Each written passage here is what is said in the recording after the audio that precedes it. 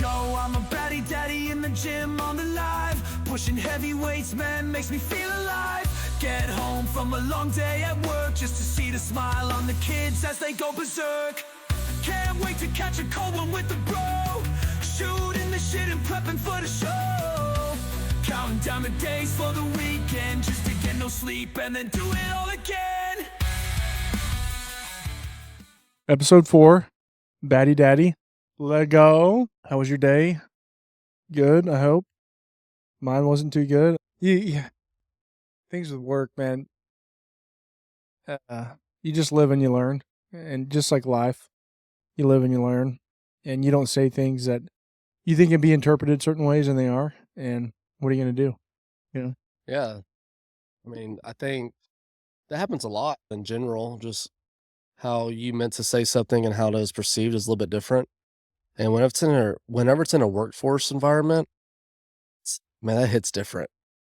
Especially if it's somebody that you're working with or you're trying to create a partnership with, trying to make a good impression on. I have that with contractors that, I try to build a rapport with, and I've definitely had my bad days as well. So, but a lot of our bad days may be more of a like a performance based, like were we able to complete the jobs that we had scheduled?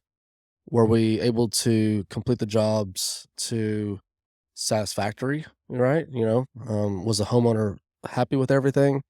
So for the most part, we have systems in place that handle most of the communication. But yeah, having a bad work day, that's true life, man. Yeah, and it wasn't a bad work day. I'm just, I don't like being represented in a way that I don't feel is equal to who I am. And so when I say something that is interpreted totally different and could be taken as a just a complete turn off to the subject or the selling aspect, it just really bugs me down. And it's just, I don't like being bad at anything. So when I know I did something bad, it just dwells on me. Are you overthinking it, or is there confirmation that it was perceived wrong? Oh yeah, confirmation. Like, dude looked at me and was like, what you said just pissed me off. And I was just completely taken back by it. But, there's higher ups in the business world, and I'm not saying I'm not business savvy. There's a part of me that's too, I think, down to earth. And I was just having a down to earth moment, if not of like trying to relate to the person that I'm selling to. And it was not received in the way I was saying it. So I was just like, and I had to kiss some rear, man. Like, it was weird. Is there coming back from it, you think? I'm not, I mean, there has to be, you talk to these people that are smarter than you and handle themselves in a more, professional manner. And not that I said anything like out of tongue that was like disrespectful. It was, how I delivered it was received worse than what it was said, how it was said. And it's understandable given the circumstances. And when you're in these conversations and with upper echelon guys and not privy to, what can be received good or bad, and thinking there's a mutual ground. But it is what it is. Talking about depressing moments and just being down. I know you attended a funeral earlier and someone close to you passed away. How was that experience for you? My day had its ups and downs for sure. Went to a funeral with someone that I've known most of my life. And I wouldn't say I was the closest with them, even though I've known them my whole life. Even whenever I heard the news, it's kind of expected. Whenever they reach a certain age or you see them in a certain health condition, you kind of know it's going to happen. And, death to me it's a weird phenomenon, I guess. Like, never seeing that person again is when it really settles to me, like, wow, and that's whenever it really starts to get to me. But yeah, man, I attended a funeral today and I felt like it was it wasn't like personal about the person. Like the whole service today was more about the message, for anybody that is religious. It was more about that message, not so much like remembering the person themselves. And we're all there to bring memories, to bring support, to show our respects to that person. And whatever his religious beliefs are, or anybody's in the rooms was, you have somebody up on stage that never met the guy talking about his life and talking about, um, the meaning of this or that. And I felt like the message of while we were there was just kind of lost. I just started thinking, I was like, man, my funeral, do I want someone that I've never met in my life that doesn't know who I was as a person up there speaking the last words on my behalf? So there's a room full of family and people. And I just felt that the whole idea of a funeral nowadays, has it been lost? Is it still, let's get together to celebrate or to mourn together? Or is it to get together to see what this person on stage is trying to push? And even with that, I started thinking, I was like, man, what is my funeral going to be like? Have they evolved over time? Or have they always been this way? And I even told my wife this. I hope that when it becomes a celebration of my life, it's not so much, just be there to hear this message, but like be there and remember, be there and talk to other people about it. And I know there's a time and place for that. I know there's a service typically the day before, and I missed that part. So maybe that's where a lot of that took place. But my last few moments above ground, I want that to continue to be the environment. I don't want it to be so by this book, but more so remembering my life. And dude, I told Stephanie, I was like, I hope there's like a 25-minute video of my life from start to finish. And maybe it's some video clips, maybe it's good photos, but I definitely want my whole life to be like a timeline and showing the good times and people being able to, celebrate that as opposed to hear someone lecture about a message. So I don't know, man. And again, I don't know if funerals have always been this way. Well, I would say when it comes to the message, like you got to realize, like it's the same as like when you get married, right? Any monumental moment that involves a church, the message is about Christ and God and life after death and religious views. So, when you go through these moments in life, marriage, death, baptism, the message is about God and your love for, your Lord and Savior. And with any sermon like that, that's what they're there to do, right? Like they're there to inspire those who are lost, connect with those who may not be connected to God, and unite that feeling when you're in a very vulnerable state. I agree with you. Sometimes the message of the person or the tone of the person can get lost in that sermon, but I think if you take a step back and realize like it's just the pastor or the sermon just trying to relate to everybody's loss, bridge the gap between life and death and life after death, and give you some form of solitude, whether you believe in Christianity or not. When I lost my stepdad, we didn't go to church every weekend.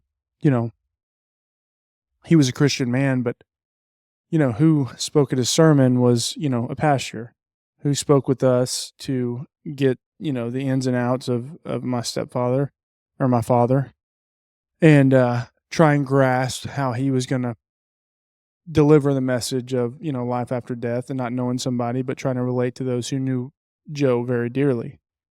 And it's a very humbling experience, I think, for the sermon and for the family, like learning how to describe someone that you've been around your whole life and that you love and cherish dearly.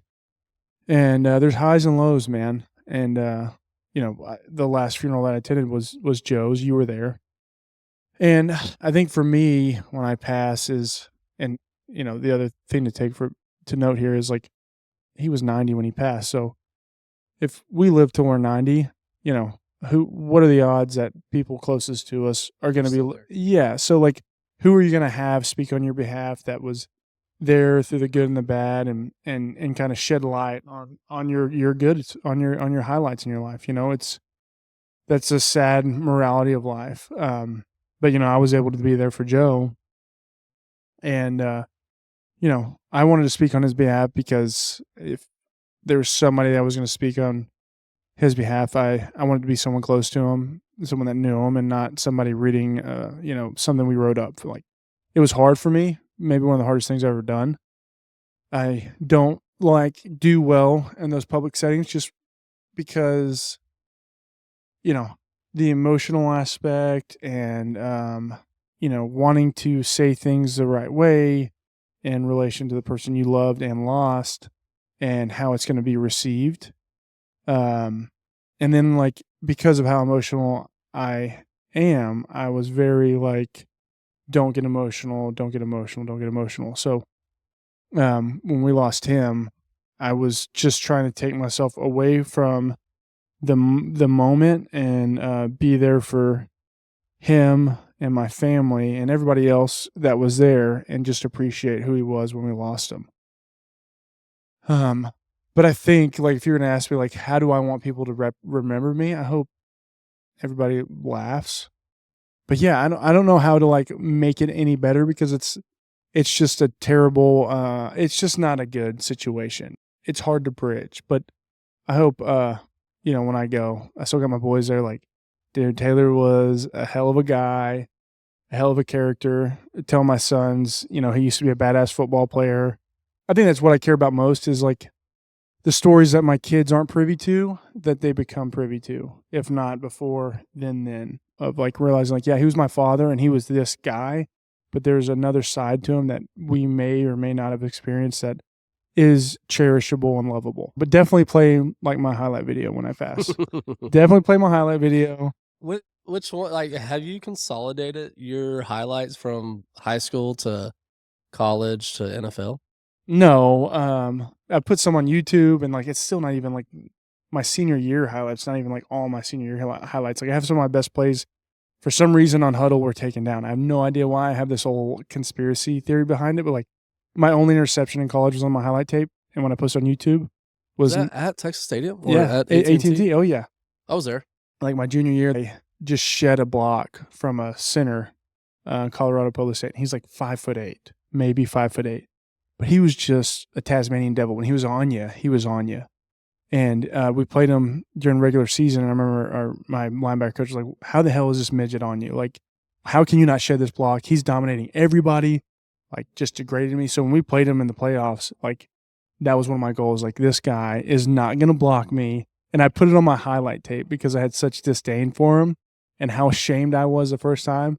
And I shedded him, hat and hands him, lifted him off the ground, and shoved him to the ground. He tried to plead to the ref, and I just stood over there talking trash to him. The interception play means so much to me because for 2 years prior to that, people were like, you can't cover, you're never going to get an interception, all this stuff. And then it was third season of the game, Jerry's world, we needed to stop. And I was on the sideline, telling all my defensive crew, big time players might make big time plays in big time situations, and turn around, I'm the one making the big time play. And I was like, let's go.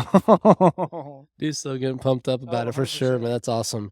That guy, the center, he's probably out there being a baddie daddy now. Well, speaking of being there for people that are mourning, I think the whole Dallas city is mourning of Luka TRADED, the trade that happened last week. I'm a pretty avid Mavs fan. I watch basketball. It could be I'm not gonna watch, the two lowest teams play each other on a Wednesday night, but Mavs, of course, I'll probably watch half their games as time allows. Definitely playoffs.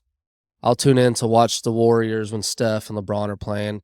So I'm definitely a fan for sure. I went to a Mavs game a couple weeks ago, and what the Mavs organization did to us, it ripped our heart out.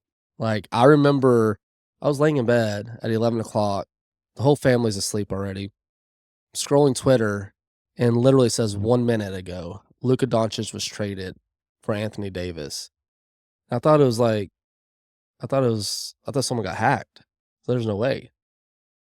And I started texting a couple of the groups that care about basketball, and I just couldn't believe it. I stayed up till 2 a.m. thinking about this freaking Luka trade and how we just got robbed of seeing the most fun guy to watch in the NBA besides Steph Curry or LeBron James. We got like number 3 player that's the most entertaining, and people follow him because he's not the most gifted as far as like, his physical features, but he makes it work. And here we are, Mavs fans, I'm mourning with you on it. Taylor was even, kind of involved with that a little bit. He's not the biggest basketball fan, but he was still mourning with us too. So it's a tough time to be a DFW sports fan. And we went to the finals last year. This was our season to get better. And I don't think we did. I mean, I'm not going to give you much insight into the NBA world or basketball world, but I was an avid fan for the Mavs when they won the finals championship when Dirk was playing. Watched almost every, I wouldn't say every game, but like I made sure to watch a Mavs game. Used to be an avid Rangers fan too. I obviously bandwagon when they won the championship, 2 years ago. But to me, as not the most prolific basketball fan, like Luka was that for me in the Mavs. Like I liked watching the Mavs because of Luka and the profile of the player he was. I'm not going to say he's the best NBA player in the NBA, but he's probably one of the most recognizable players in the NBA. And to have that and have the opportunity we had in the finals, it doesn't make a lot of sense to me. And then watching like the GM interview with like Jason Kidd, I'm just like, dude, you just took both legs out from underneath your feet. And I don't know much about basketball or trades, but like that trade doesn't make a lot of sense. And sit there and put on a face and say, I know me and my head coach are aligned and he would agree with me and these are players he wants. He's like, no, hell no, he wouldn't. Nobody in that organization wanted that trade to happen. Why he thought it made sense and him saying only time will tell. No, time won't tell. You're wrong now and you'll be wrong later. Like it doesn't make sense to me. Yeah, there's a lot of fans that aren't even like, even if we even if we win the championship next year or this year even, I don't think it's gonna happen. But we're not gonna forgive you, man. Like you stole this from us. It was supposed to be Dirk 2.0. It was supposed to be 100%. us going through those growing pains with Lucas, seeing him grow into that top NBA player in 3 to 4 years when LeBron is gone, Steph is gone, KD's gone, and Luka has dominated for 3, 4, 5 years. We see that growth, and we've been there for the heartaches, and we've been there for the good times, and then we finally see him hold up that trophy wearing a Dallas Mavericks jersey.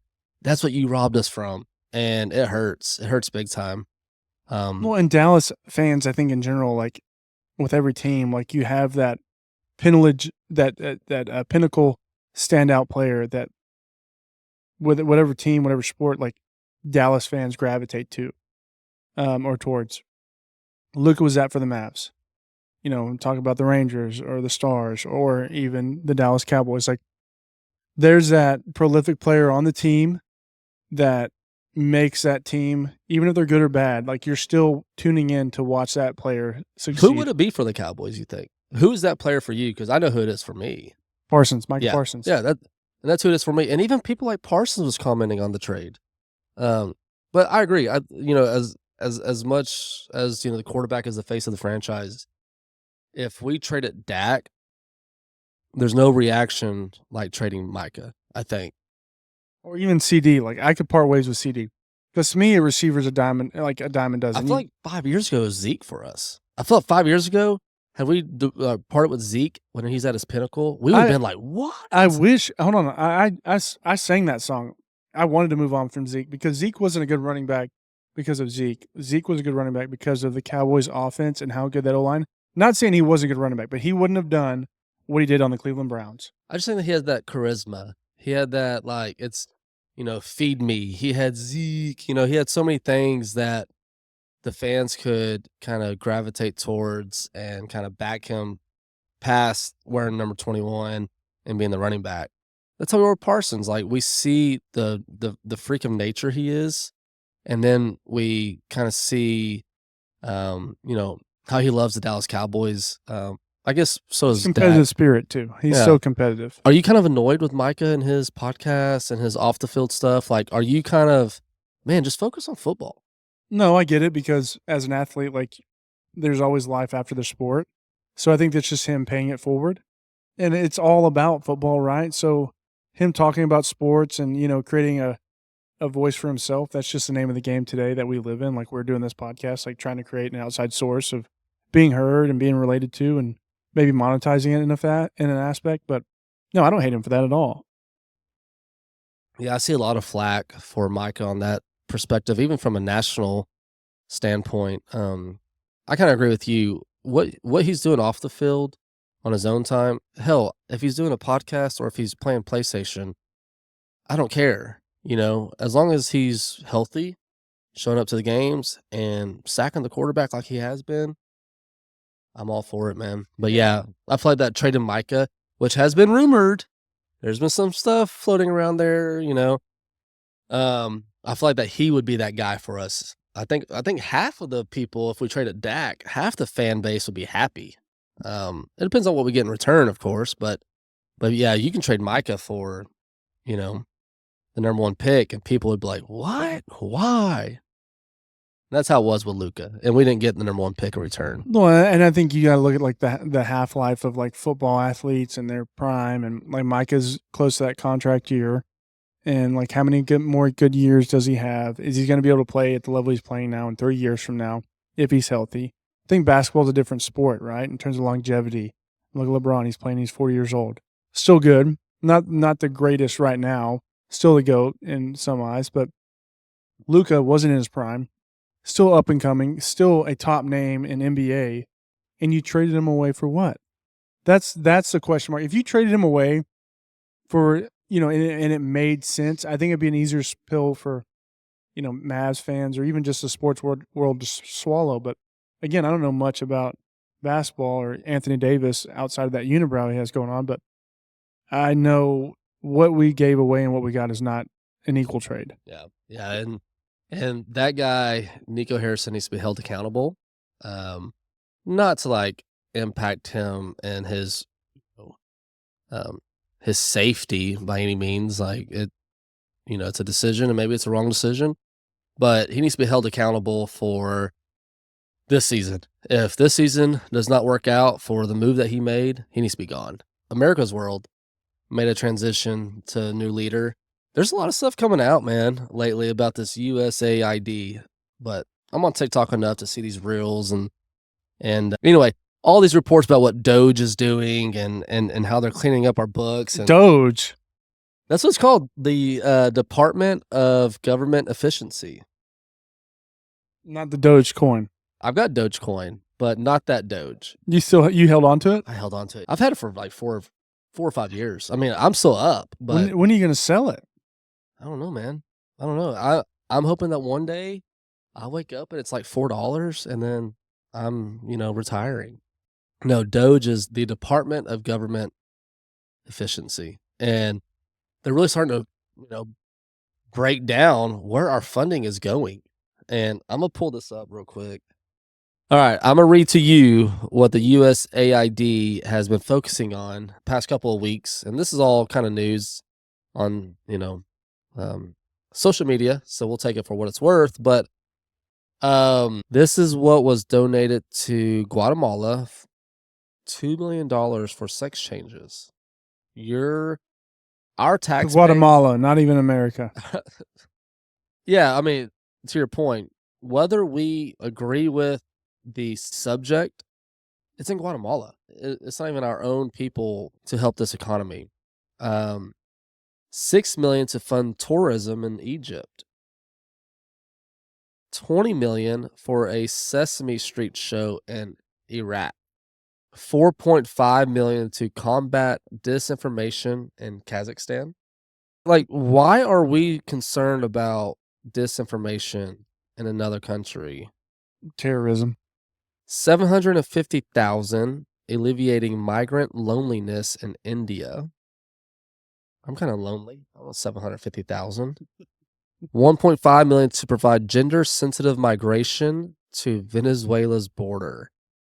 At the end of the day, we can add this up. It's not even probably 2 cents of our taxpayer money by the person, per no. 2 cents per capita. No way. Yeah, I mean, we have 335 million people in America.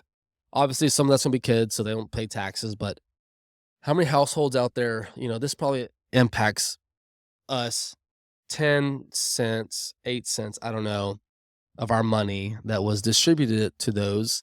So, sure, here's 10 cents. If someone asked me that they needed help and 10 cents was the answer, I'd give them 10 cents. But it's it's not to help this economy. It's not to help our own people.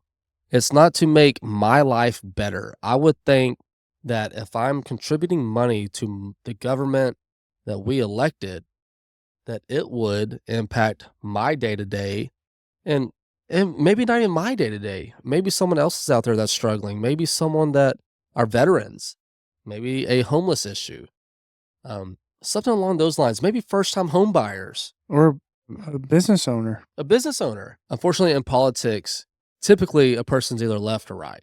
Like they kind of make you choose. I mean, there's some people out there that are kind of ride both sides. But I think we should all agree that this is not where our money should be going.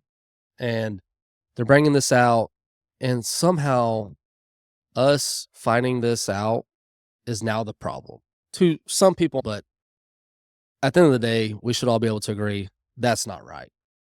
Yeah, but I just wonder if that money going to those other countries is really what that money's for. Or is it a way to funnel money to support other governments or countries to facilitate us in different ways? That's the way I think this whole thing works. And you always got to look at government spends and funds with a questionable eye. And I mean, when was the last time you watched Sesame Street? When was the last time you watched Sesame Street? My kids watch it on the PBS app. We have the PBS app downloaded. Why is government funding a PBS channel in Iraq? I have no idea, man. We're not the most political. I mean, he has more of an opinion than I do typically on these types of conversations, and we won't get into it. But I think what you're hitting on here is I think that's why Trump's in office. I think the foundation of America has been lost. Given political sway, media sway, and all that, and we're just trying to get back to the fundamentals. Stop trying to solve the world's problems and solve your problems first. I mean, we are the world's police, so to speak. And I think we're always going to have, those funds that go to other countries to help support and liberate. And that's kind of where we are in the world. But, I think that's why Trump's in office. And, whether you agree with how he talks and regardless of, his political slander and how he speaks, I think that's why he's in office. Episode 4 is dark. Look, there's going to be some uncomfortable conversations on any podcast, and I think that's what makes it good. I mean, we talked about how you wipe last time, and some of these conversations will be awkward, and it's going to be uncomfortable. It's not going to be a political correct conversation every time, but that's not what we're here for. We're here to just have a conversation like we would with, the boys, and, that's what we're doing. So do you find yourself growing up as a father, as a productive citizen in America, watching more and in tune with what's going on in the world versus 10 years ago?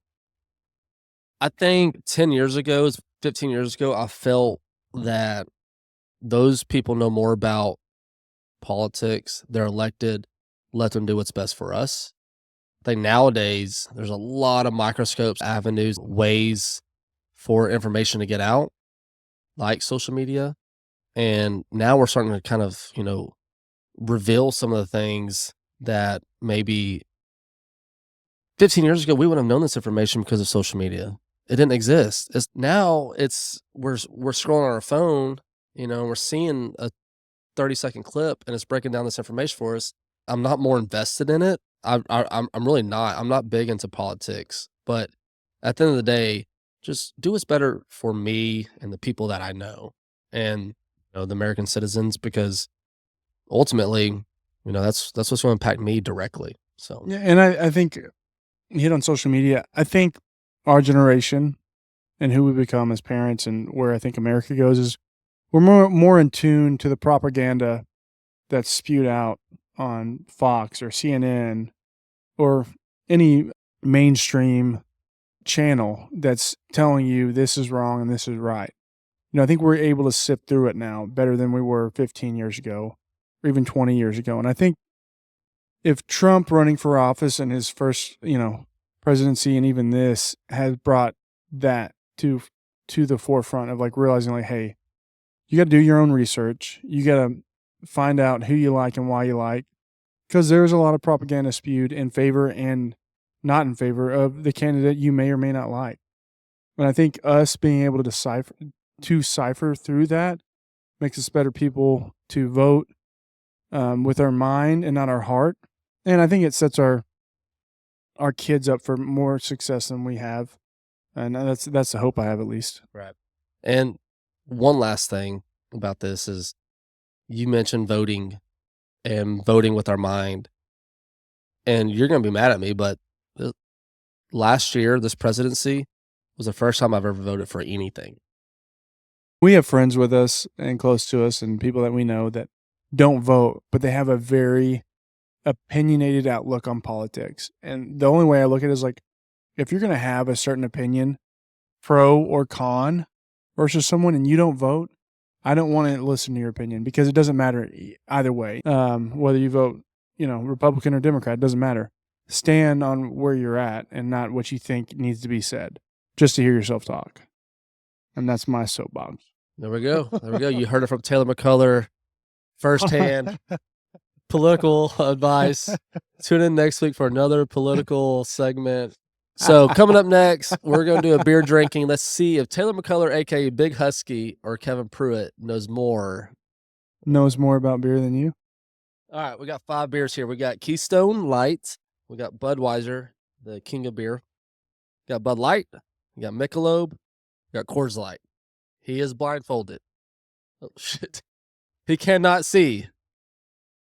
And we're going to mix these up a little bit so that he has photographic memory. All right, first one. Go ahead and take a little.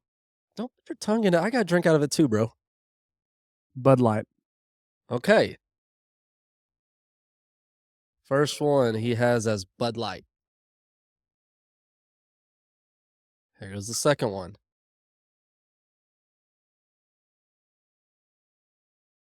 Michelob. Second one he has as Michelob. Third beer.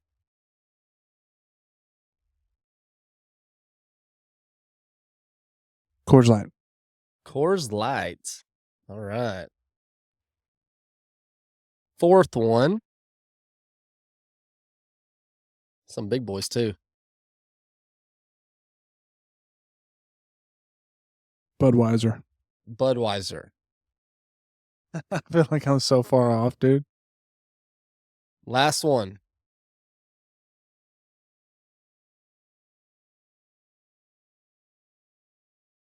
Have I said Bud Light? You said Bud Light. You said Bud Light was your first one. This is Bud Light. All right. So you said that number 5 is Bud Light. Yeah. So I haven't said Keystone. That's the only one I haven't said. You didn't say Keystone. First one's Keystone. First one's Keystone. Yeah. All right. So you said Keystone. Then you said Michelob. Then you said Coors Light. Then you said Budweiser. Then you said Bud Light. Yeah. And just for the audience, what is your preference of beer? What do you drink the most? Michelob, man. All right. I'm happy to say you got Michelob right. He got 1 out of 5. So you're not as good as you thought you were. You had this one right at first, and then you changed it from Bud Light to Keystone. Yeah, but the last one threw me off because I was like, I hadn't had Bud Light. It just tasted weird. Okay. And Keystone can. So Dude, really, I used to love Keystone in college. Yeah. Drank a lot of it. It was, a college-friendly deal there. hold on, let me look at them and try them. Is it a mental thing, you think? No, like I know that's Bud Light. I get Well, that. obviously. I didn't get Budweiser right. No, you said that was Coors Light. And you like Coors Light. Isn't Coors Light your second go-to? Yeah. Is Budweiser now your second go-to? No, Budweiser was the first beer I had. So you said this was Budweiser, and then you said that this was Bud Light. So you got 1 out of 5, my dude. I got 2 out of 5. I just second guessed You myself. got 1 out of 5, and you started off hot, and I was like, "Oh, I'm not gonna beat him." I'm beating you now. I'm pretty confident in it. No. I tied mine way too. Hey, why do you look like tied it way too tight? You look like losing circulation. Why do you look like you just been kidnapped by ISIS, man? How are you gonna taste the beer? Yeah, that's a good point. I can't see anything, like nothing. Go ahead and rearrange those bad boys. So I gotta get more than one. I'm pretty confident in that. You're confident, huh? Wait, can I drink my original beer first? Let me open it for you. Like a Smirnoff or anything, dude. I wanted to. You almost missed your Am I good right here? No. Oh. All right, that's your first one. Beer me. You did the 2 chug, huh? Double gulp. Huh. Yeah, you're done, dude. That's Michelob. Okay. I liked it. Give me more of that one. It better not be like Budweiser or something.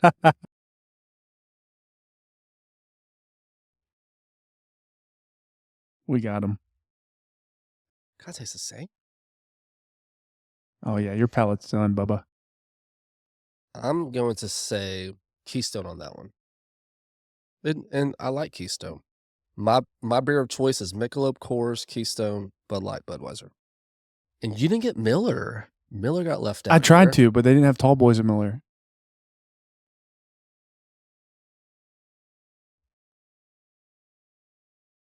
That's Coors Light right there. Okay.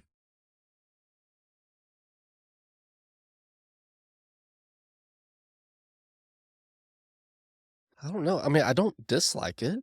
I'll go with Budweiser on that one. I'm so lost right now. Last beer.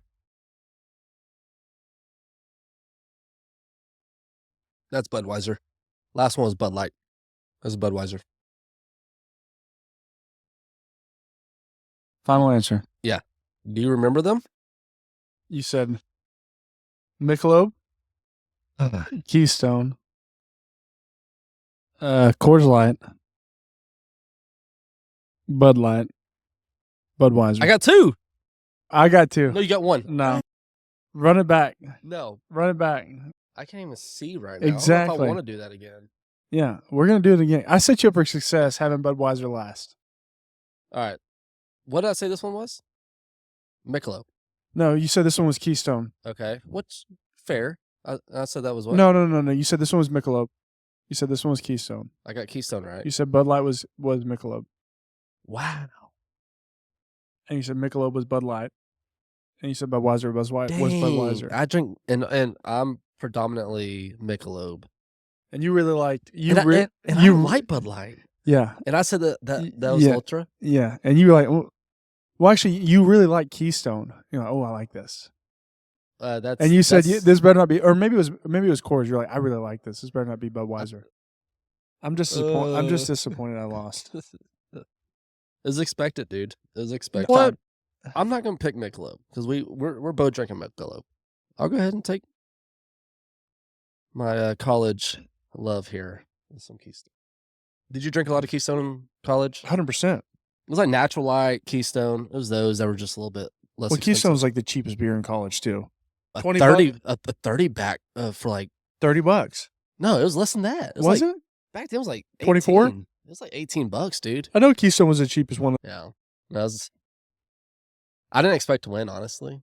Yeah, 'Cause I'm you did mad right better. now. It's not that Budweiser's bad. I just don't prefer it. But is it the thought of it? I think it is.